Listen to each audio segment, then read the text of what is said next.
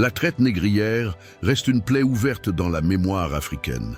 Si les puissances européennes en furent les principaux artisans, une part plus délicate de cette histoire réside dans la participation de vendeurs africains, parfois considérés comme des bourreaux.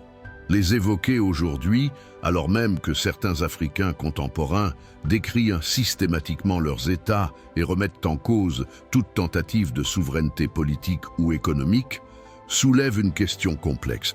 Revisiter ces figures du passé, est-ce une démarche historique pour comprendre, politique pour interpeller ou thérapeutique pour guérir? Parler des vendeurs africains relève d'abord d'une recherche historique. Il s'agit de replacer leurs actions dans un contexte de rapport de force asymétrique où certains royaumes cherchaient à survivre face aux puissances marchandes européennes. L'histoire montre que la collaboration ou la résistance furent souvent des stratégies de survie, non des choix libres.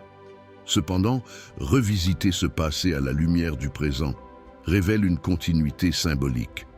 Tout comme certains élites d'hier ont participé à la domination étrangère, une partie des classes dirigeantes et intellectuelles actuelles se tourne vers l'extérieur, cherchant validation, financement ou modèle, au détriment de l'autonomie africaine. L'analyse historique devient alors un miroir. Comprendre les vendeurs d'hier, c'est interroger les comportements de dépendance d'aujourd'hui. Cette réflexion est également politique. Faire le portrait des vendeurs africains, c'est poser la question de la complicité interne dans les mécanismes de domination. Aujourd'hui, de nombreux Africains dénigrent leurs institutions, doutent de la capacité de leur gouvernement à agir de manière souveraine et se tournent vers l'Occident pour juger de la légitimité de leurs dirigeants. Cette attitude, parfois héritée du colonialisme mental, prolonge la logique du désaveu de soi. La démarche devient donc un acte politique de réappropriation, un appel à reconnaître les erreurs du passé tout en refusant de reproduire la dépendance morale et économique. Enfin, faire ce portrait a une fonction thérapeutique. Nommer les bourreaux africains de la traite permet de guérir la mémoire collective. Le silence et le dénigrement entretiennent la culpabilité et l'impuissance.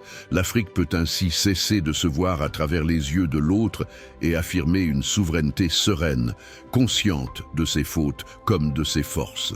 Faire le portrait des vendeurs africains à l'aune des critiques contemporaines envers les États africains n'est pas un simple exercice académique. C'est une démarche à la fois historique, politique et thérapeutique. Historique, car elle éclaire les logiques de dépendance. Politique, car elle dénonce les complicités modernes.